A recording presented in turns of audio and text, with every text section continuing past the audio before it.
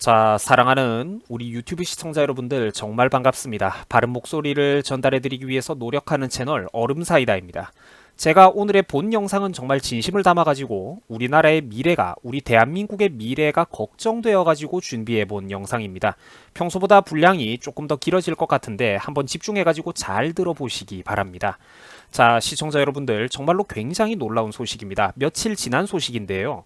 민주당에서는 이번 다가오는 2020년 국회의원 선거부터 놀랍게도 고3 학생들도 투표할 수 있도록 선거법을 실제로 개정을 시켜버려가지고 논란이 되고 있습니다. 자, 그런데 이 주제는 솔직히 좀 정상적인 어른들이라면 다들 걱정이 드는 게 사실일 겁니다. 어떻게 보면 조금 철학적인 주제이기도 합니다. 그죠? 고3 학생들 만 18세 미성년자들에게 투표권을 준다? 이거 정말로 괜찮은 겁니까? 막 밀어붙여도 되는 걸까요? 우리가 신중하게 생각해 볼 만한 부분은 없단 말입니까? 어른들의 영역에 실력을 배양하고 공부를 하고 장래를 준비하기도 바쁜 아이들에게 정치 물부터 먹이고 억지로 이쪽 세계로 끌고 오는 게 정말로 괜찮단 말입니까? 그죠? 한 번쯤 여러분들도 이게 걱정스럽다는 생각이 드셨을 거예요. 우리가 그러면 한번 생각을 해봅시다. 고3 학생들의 손에 투표권이 들려 있다고 우리가 쳐보자고요. 그러면 어른들 중에서 이걸 이용해 먹는 사람이 과연 없을까요? 목적성, 다분한 목적성을 띠고 학생들에게 접근하는 사람이 없을 거란 말입니까?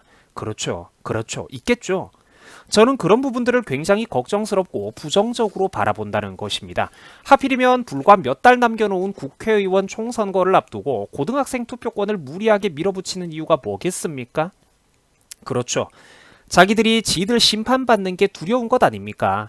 겉으로는 학생들을 존중하는 척하면서 실제로는 전국에 펼쳐져 있는 전교조 조직망을 이용해가지고 학생들을 좌성향으로 유인하고 선동하고 자기들의 표밭으로 만들겠다는 속셈이죠.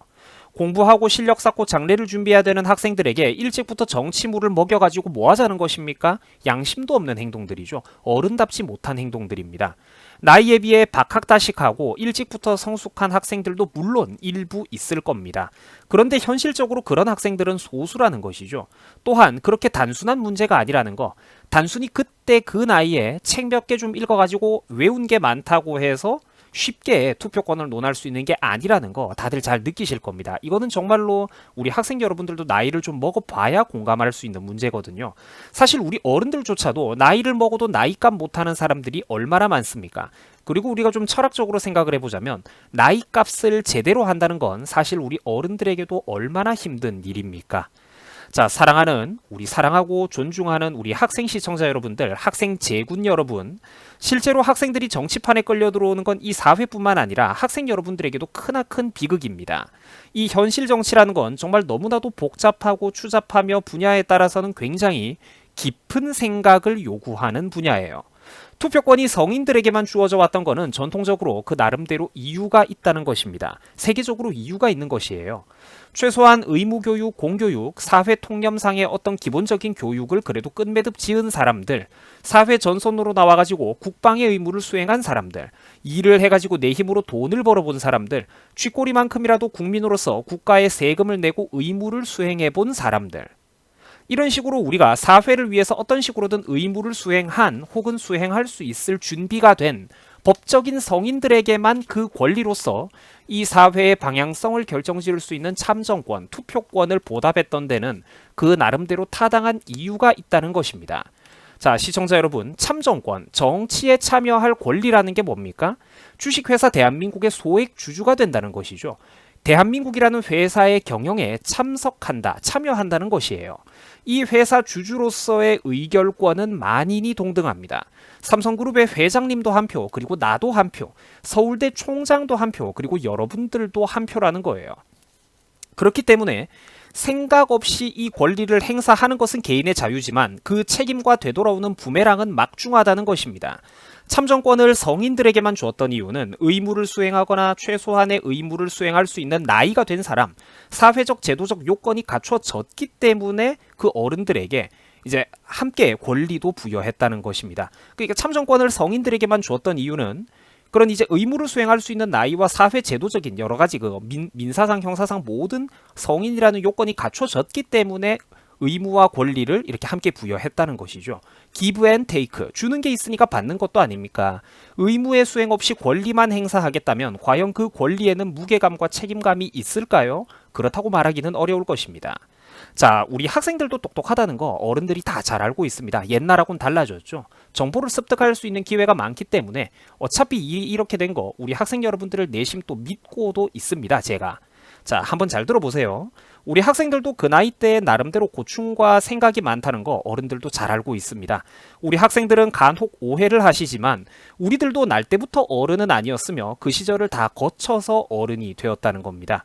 이 세상의 모든 어른들은 언젠가는 급식이었죠. 이 세상의 모든 아버지들은 누군가의 아들이었고 이 세상의 모든 할아버지들도 언젠가는 젊은 아버지였습니다. 대한민국을 만든 산업 역군들이라는 말이죠.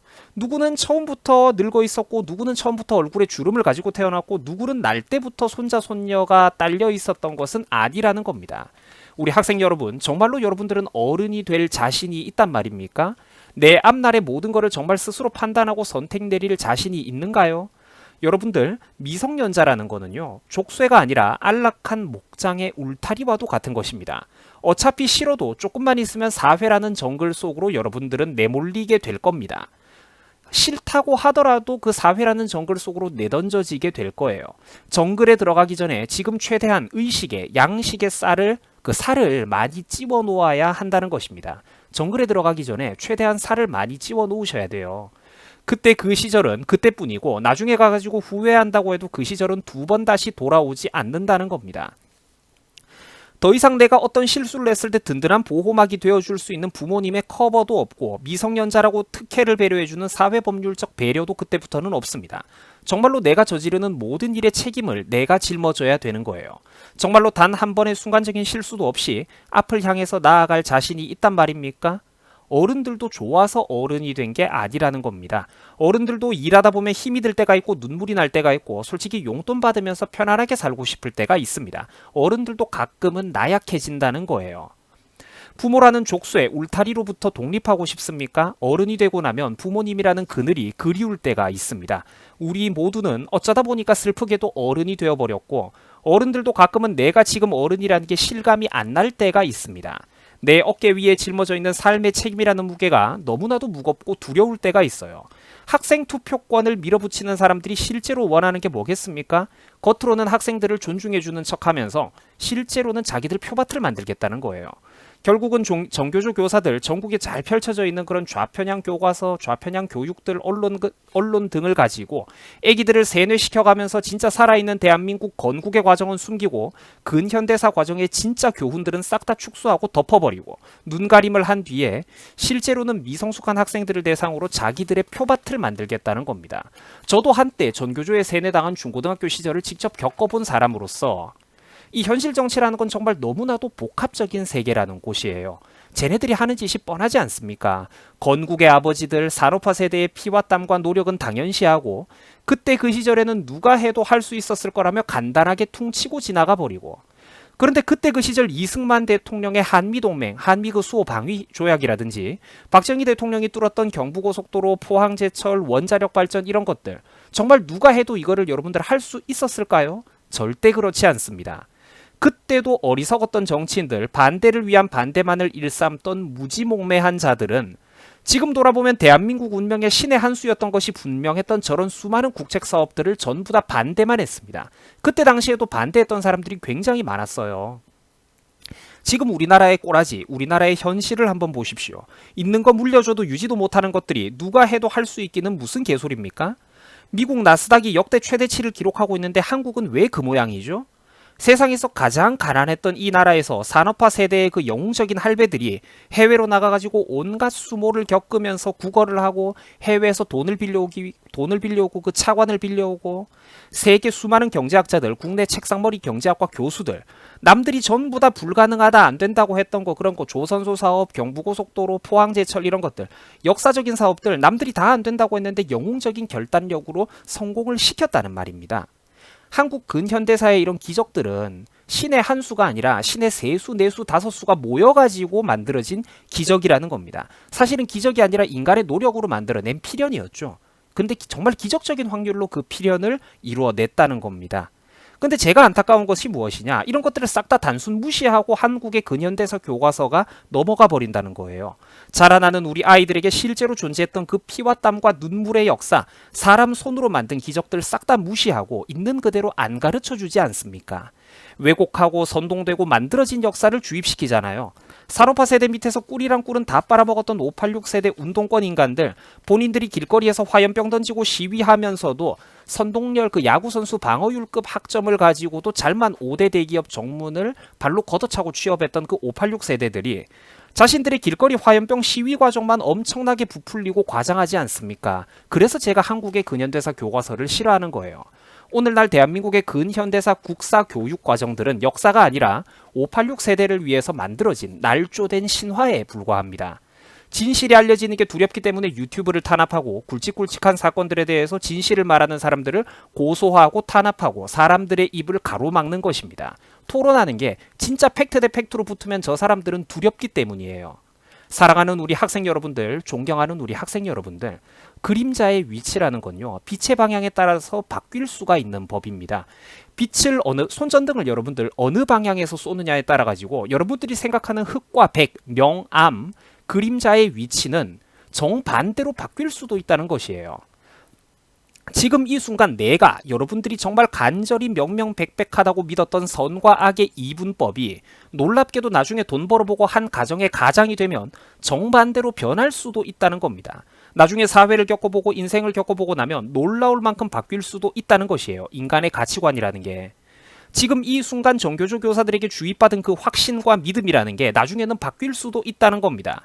내가 땀 흘려서 스스로 돈을 벌어보고 영원히 젊을 줄 알았던 부모님들은 계속해서 나이를 먹어가시고 내가 이제 어느새 어른이 돼가지고 사랑하는 아내와 자식을 건사하고 책임지게 되고 내 집을 마련하기 위해서 피와 땀을 흘리면서 치열하게 살아가 보면 그 믿음과 급식 시절에 갖고 있었던 그 잘못된 믿음과 생각이라는 게 바뀔 수가 있다는 겁니다.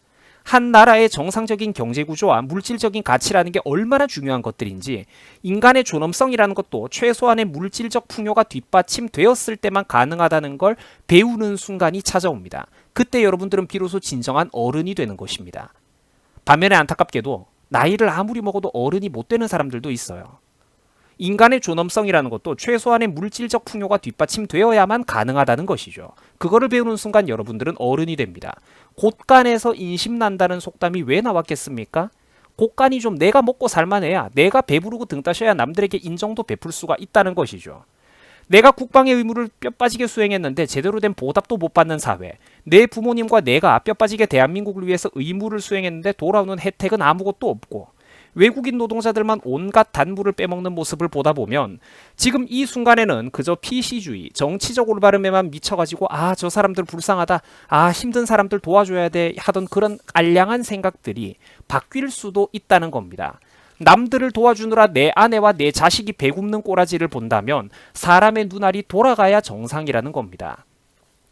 학생 여러분들은 어리고 순수합니다. 그리고 순수한 만큼 대신에 쉽게 극단적으로 치우칠 수가 있습니다. 번듯하고 그럴듯한 도덕적 슬로건, 허울만 좋은 명분 하나에 복합적인 사고 회로가 정지되어 버리는 애들이 현대사회에는 굉장히 많아요.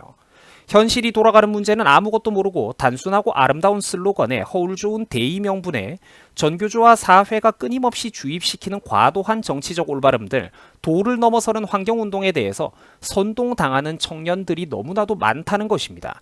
도화지는 흰색이기 때문에 더럽히기가 쉬운 거예요. 한번 잘못된 색깔과 방향성, 뇌 알고리즘을 가지고 있으면 그런 나쁜 어른들이 이런 것들을 특정한 방향으로 입력을 시켜놓으면 나중에 그것들을 수정하기 위해서는 몇십 배가 넘는 시간과 노력, 무수한 팩트와 자료에 지속적으로 노출이 되어야 한다는 겁니다. 그러고도 사실상 다시 정상적인 시민으로 돌려 세울 수 있다는 장담을 할 수가 없어요. 애고 어른이고 현실 문제 하나도 모르는 사람들 주변에 얼마나 많은지 아십니까? 어디서 주워들은 대로 얄팍한 환경론만 읊어대면서 원자력 발전이, 개발이, 기업이, 회사가 나쁘다고 하지 않습니까? 전기는 값싸게 쓰고 싶대. 여름에 에어컨도 팍팍 틀고 싶대요. 근데 전기요금을 더 많이 내는 거는 싫대. 세금을 더 많이 내는 건 싫대요. 이게 무슨 철없는 행동입니까? 전기요금은 값싸게 쓰고 싶으면서 발전소를 짓는 건 싫다고? 이게 무슨 어린아이 같은 태도죠? 이게 애지 그러면 정상적인 어른입니까? 제가 말하는 건 바로 그런 것이거든요. 4대강 사업이 진짜로 나쁜 사업이라고 착각하는 국민들 아직도 성인들 중에서 수백만 명입니다. 현지에 있는 농민들과 주민들이 좋다는데 심지어 전라도 지역에 있는 농민들조차 제발 좀 수문을 닫고 가만히 물을 좀 모아놓으라고 아우성인데 다른 곳에 사는 사람들이 그거를 철거시키지 못해서 안달을 낸다는 겁니다.